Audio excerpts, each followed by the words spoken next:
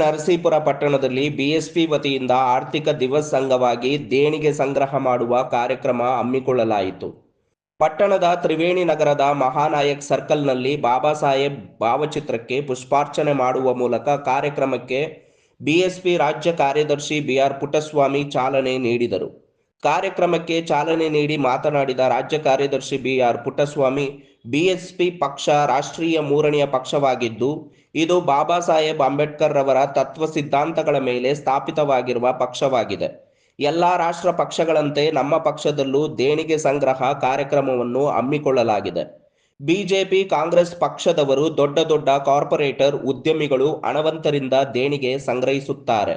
ನಮ್ಮ ಪಕ್ಷ ಹಿಂದುಳಿದ ವರ್ಗ, ಎಸ್ಸಿ, ಎಸ್ಟಿ, ಒಬಿಸಿ ಸಮುದಾಯದವರಿಂದ ಸಂಗ್ರಹ ಮಾಡಲಾಗುವುದು ಎಂದರು.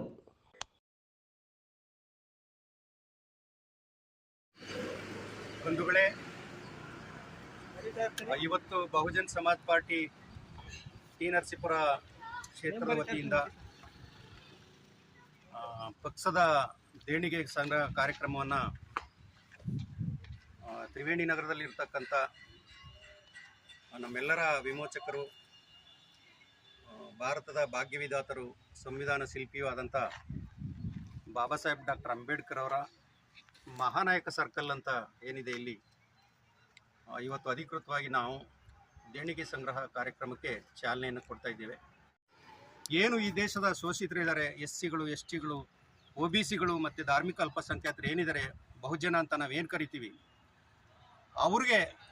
ಅವ್ರ ಮೂಲಕನೇ ಹಳ್ಳಿಗೆ ಹೋಗಿ, ಪಟ್ಟಣ ಪ್ರದೇಶಗಳಲ್ಲಿ ಜನರ ಬಳಿಗೆ ಹೋಗಿ ನೇರವಾಗಿ ದೇಣಿಗೆ ಸಂಗ್ರಹ ಕಾರ್ಯಕ್ರಮವನ್ನು ಮಾಡ್ತಾಯಿದೆ.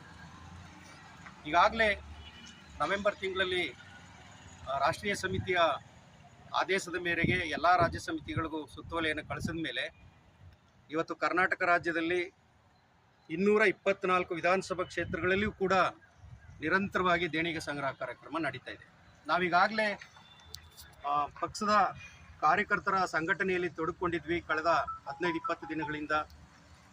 ಅದಾದ ನಂತರದಲ್ಲಿ ಇವತ್ತು ಸಾರ್ವಜನಿಕವಾಗಿ ನಾವೇನು ಗೋಲ್ಕಗಳನ್ನು ಇಟ್ಕೊಂಡು ದೇಣಿಗೆ ಸಂಗ್ರಹ ಕಾರ್ಯಕ್ರಮಕ್ಕೆ ಇವತ್ತು ಚಾಲನೆಯನ್ನು ಕೊಡ್ತಾ ಇದ್ದೇವೆ.